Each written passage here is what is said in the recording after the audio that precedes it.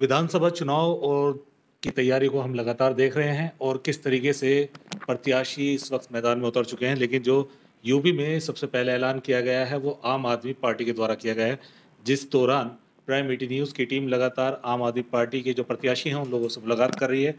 उनके बारे में विचार क्या हैं और जनता उनसे क्या सवाल रखती है, वो जनता को क्या जवाब देते हैं, ये सारी चीज़ हम देख रहे हैं लगातार। हमारे पहले मुरादनगर विधानसभा में हमने बातचीत की, उसके बाद हमने नोएडा विधानसभा में की और अब प्राइम मीडिया न्यूज़ की टीम लोनी विधानसभा में पहुंच गई है, जहां पर डॉक्टर सचिन शर्मा जी हैं, जिनको एक बहुत बड़ी जो है जिम्मेदारी आम आदमी पार्टी ने दी है। उनसे बातचीत करते हैं, उनके व्यक्तित्व के बारे में जानते हैं, क्योंकि एक व्यक्तित्व को आम आदमी पार्टी कैसे चुनती है और क्या-क्या चीज़ें देखकर उनको इतनी बड़ी जिम्मेदारी दी है।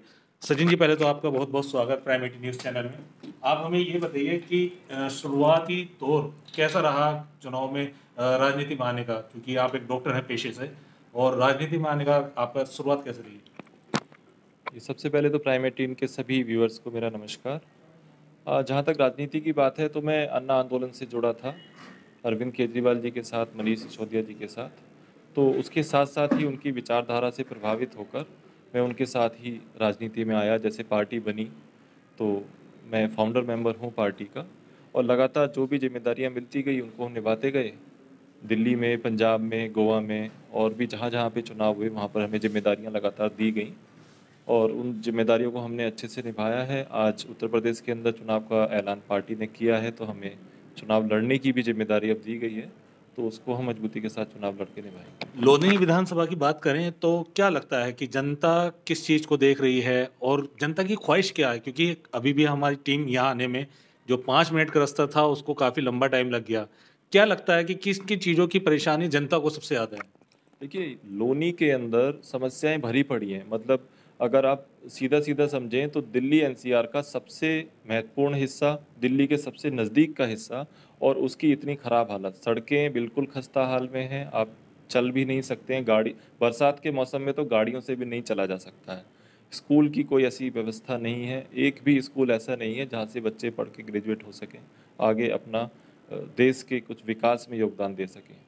अस्पतालों की हालत उससे भी बुरी है। एक सीएससी है, उसके अलावा छोटी-छोटी डिस्पेंसरियाँ, उनके अंदर कोई सुविधा नहीं है। तो आपने सरकारी डिस्पेंसरी की बात की है, उसकी हालत कैसी है? क्या लगता है कि वहाँ पे सफिशिएंट है, नहीं है? क्योंकि आप स्वास्थ्य विभाग से हैं, तो आप भी कुछ इस चीज़ को देखते हैं स्वास्थ्य लाइन में कि कहीं न कहीं लगता है कि कमी है कुछ? जी हाँ, बिल्कुल कोई आईसीयू नहीं है, ऑपरेशन की व्यवस्था भी मुझे लगता है नहीं है वहाँ पर। 1-2 डॉक्टर्स ही अवेलेबल होते हैं, और बरसात के मौसम में सीएससी के अंदर पानी भर जाता है। वो बिल्कुल जब जनता को ज़रूरत होती है उसकी, उस समय पर वो उपलब्ध नहीं हो पाती, जनता के लिए सुविधा नहीं दे पाती है। और पिछले 5 सालों के अंदर जो भाजपा की सरकार है, उन्होंने इस दिशा में बिल्कुल ध्यान नहीं दिया, ना ही स्वास्थ्य के विषय में और ना ही शिक्षा के विषय में। भाजपा के जो विधायक हैं, वो लोनी के विधायक हैं और वो बोलते हैं कि विकास की लहर सबसे ज़्यादा अगर कहीं आई है गाज़ियाबाद में, वो लोनी के अंदर आई है। उनकी इस कटाक्ष, इन बातों को लेके आप क्या देखते हैं? देखिए, मैंने भी कई उनके इंटरव्यू देखे हैं, वो बार-बार कहते हैं कि उन्होंने 6000 करोड़ रुपए का विकास कार्य लोनी के अंदर किया है। लेकिन जब उनसे पूछा जाता है कि कहाँ-कहाँ पे क्या हुआ, तो उनके पास शब्द नहीं होते हैं कहने के लिए। तो जनता सब जानती है, ऐसा नहीं है कि उनको झूठ बोलकर, जुमलेबाज़ी करके बहलाया जा सकता है। आज का वक़्त और 5 साल पहले का वक़्त अलग था। इस बार जनता जो है उसी को वोट देगी जिसने काम किया है। तो देखा जाए कि यूपी की राजनीति आप बहुत पहले देख रहे हैं। यूपी की जो जाति की राजनीति है, क्या लगता है कि विकास, स्वास्थ्य, शिक्षा, ये सारी चीज़ें क्या लगता है आपको कि कहीं न कहीं ये चीज़ें इम्पैक्ट डाल पाएँगी चुनाव को लेकर? बिल्कुल, स्वास्थ्य, शिक्षा, अब जनता जागरूक है। ये जो जाति की, धर्म की जो राजनीति अभी तक भाजपा या दूसरे दल करते आए हैं, मुझे लगता है ये बदलाव का समय है। दिल्ली में अरविंद केजरीवाल जी को तीसरी बार मुख्यमंत्री बनाकर ये जनता ने साबित भी किया है। तो आपकी विधानसभा जो है वो बिल्कुल दिल्ली से सटी हुई है। काफ़ी लगता है कि लोग मॉडल देखकर आपको पसंद भी करेंगे। क्या लगता है कि जनता को आगे चल के आप क्या-क्या मुद्दे जो आपके पैम्पलेट पे हैं, क्या-क्या वो मुद्दे हैं जो जनता के लिए बहुत सफिशिएंट रहेंगे? देखिए, पूरे प्रदेश के लिए अगर हम कहें तो एक सबसे बड़ा मुद्दा जो है वो बिजली का मुद्दा है। उत्तर प्रदेश के अंदर देश में सबसे महँगी बिजली है। तो जैसा कि हमने दिल्ली में किया कि हम 300 यूनिट जो मतदाता हैं उनको सबको दे रहे हैं फ्री में, और ऐसे ही हम यूपी के अंदर की जो पुराने बिजली के बकाया बिल हैं वो माफ़ कर दिए जाएँगे। और किसानों को लेकर भी कहा गया है कि किसानों के ट्यूबवेल के बिल जो हैं, जो किसान हैं उनके बिल माफ़ होंगे, और भी चीज़ें हैं कि 24 घंटे बिजली रहेगी।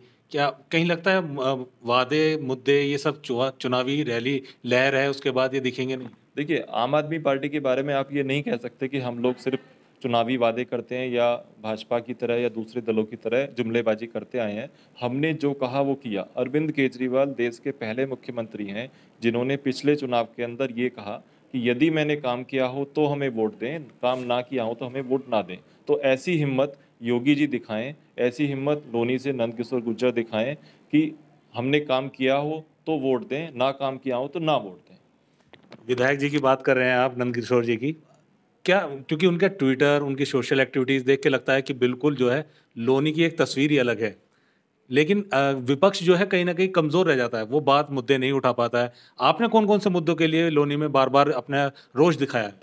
देखिए उसमें मुद्दे वही हैं, जनता की ज़रूरतें भी वही हैं और मुद्दे भी वही हैं। सबसे पहला मुद्दा लोनी की बात करें तो जल निकासी का आता है। पिछले 5 सालों के अंदर एक भी बार इन्होंने ये नहीं सोचा कि एक परफेक्ट प्लान बना सकें जो यहाँ की जल निकासी, जो ड्रेनेज सिस्टम है वो बेहतर हो जाए, कि बारिश का पानी या फिर जो लोगों के घरों से रोज़ जो ड्रेन वाटर निकलता है उसकी निकासी अच्छे से हो पाए। बिना बारिश के भी सड़कों पर पानी भरा रहता है। ये तो आपने व्यवस्था को लेकर कहा है। स्वास्थ्य को लेकर कैसा है लोनी का? क्योंकि आप डॉक्टर, पेशे से डॉक्टर हैं, तो वो चीज़ कैसे देखते हैं आप? देखिए, लोनी की आधी आबादी दिल्ली के जीटीबी अस्पताल पर निर्भर है और इस सच्चाई को आप नकार नहीं सकते। लोनी के अंदर कोई टेरिटरी केयर अस्पताल नहीं है। मैं तो कहता हूँ पूरे ज़िले के अंदर भी जीटीबी के लेवल का कोई अस्पताल नहीं है।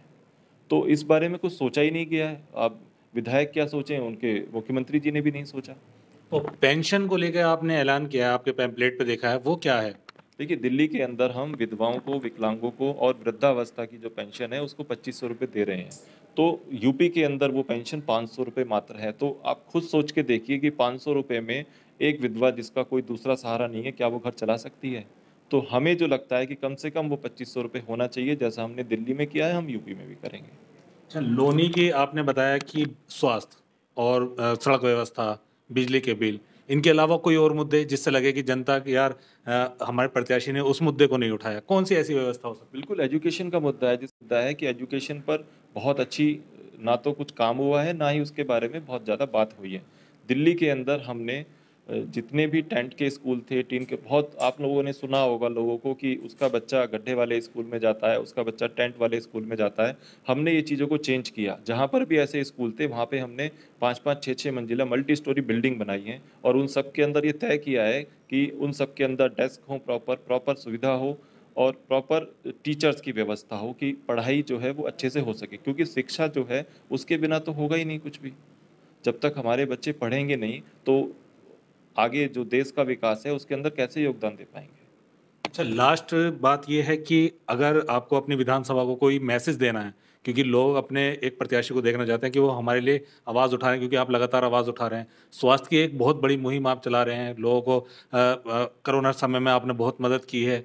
क्या लगता है कि लोनी विधानसभा के जनता के लिए आप लास्ट मैसेज क्या देना चाहेंगे? देखिए, मेरा मैसेज यही है कि इस बार धर्म की, जाति की और जुमलेबाजी की राजनीति में ना फंसें। इस बार काम को देखकर वोट करें। ऐसे व्यक्ति को ही वोट करें जो आपको लगता है कि हाँ ये काम करेगा और इसने काम करके दिखाया है।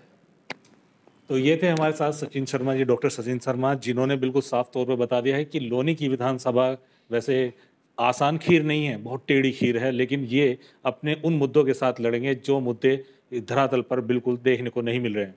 राहिल कस्सार के साथ अफशार उलग, प्राइम मीडिया न्यूज़, लोनी से।